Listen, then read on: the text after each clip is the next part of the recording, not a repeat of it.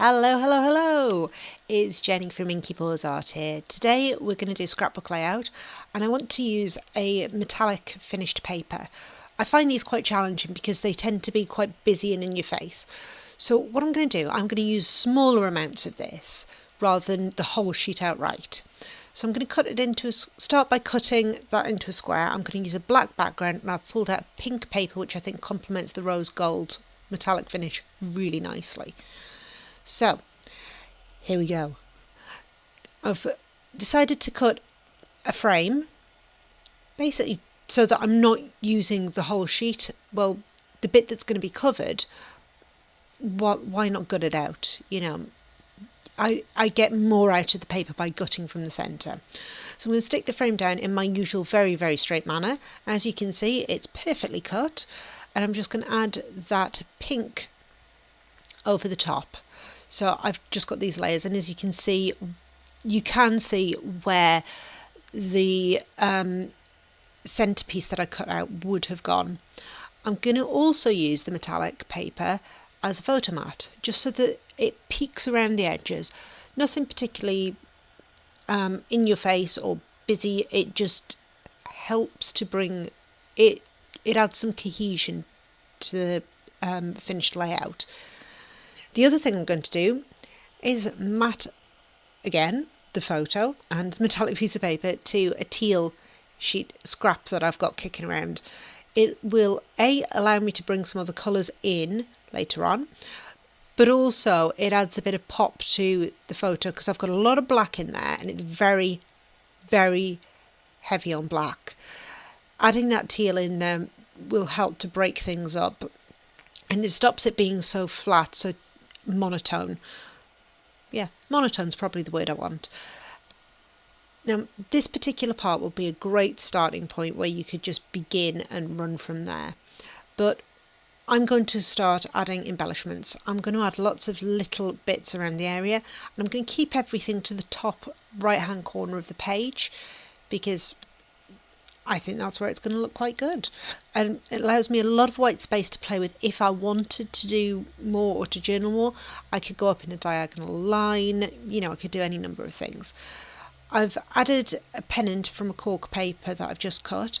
That's to give it a bit of extra movement, otherwise it becomes very blocky.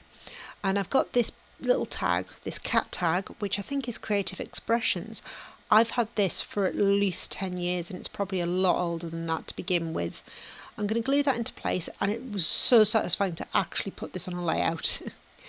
So I'm going to go around and just add some embellishments. I've got some washi tape. This one is Paige Taylor Evans, Pink Paisley, the Whimsical collection, I think. And I'm going to add this around the edge of the photos. Because it's so translucent, it allows that metallic finish to show through, but adds an extra layer to it. I suppose it almost flattens down. Flattens down? I don't know. It takes the edge off so much metallic, so much shiny in there. And we're just going to add that at strategic places. I just want areas that I'm going to embellish really, and just helps to frame the photo, pull things together a bit, and again keeps in that pinky purple tone, so it doesn't look out of the box. I'm not adding some really, really random colour. It's still within the same colour palette. Now I've added some letter stickers, some label stickers, and just a few areas, nothing complicated, no scientific precision involved. I mean, this is me, there's never any precision involved.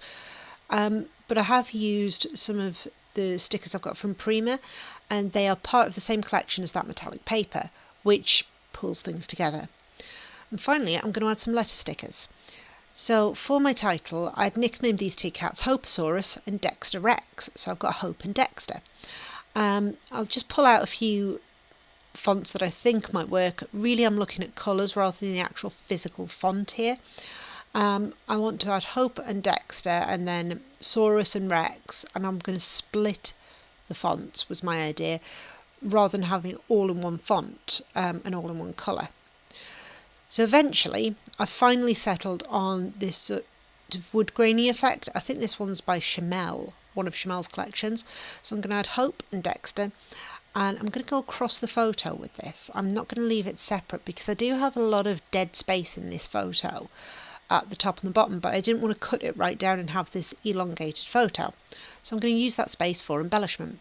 So I've pulled out Dexter and Hope, the letters for it, and I'm going to pull out the letters for Saurus and Rex as well, so that they're there and ready to go.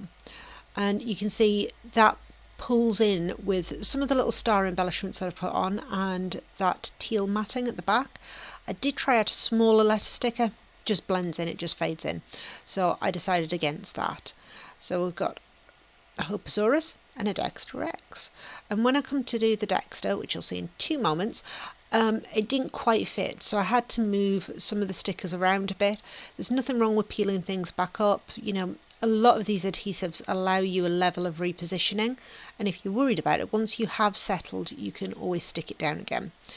This particular blue tealy font, it has no adhesive left, so I have to actually stick it down. But that's pretty much the finished layout. There's nothing particularly technical about it. It is just 3 squares and a photo, mainly, and then throw some embellishments at it. I really do hope you enjoyed this, and I hope it inspires you to do something. If you like the video, please give me a thumbs up below, subscribe, and I will see you back here for the next one. Take care. Bye.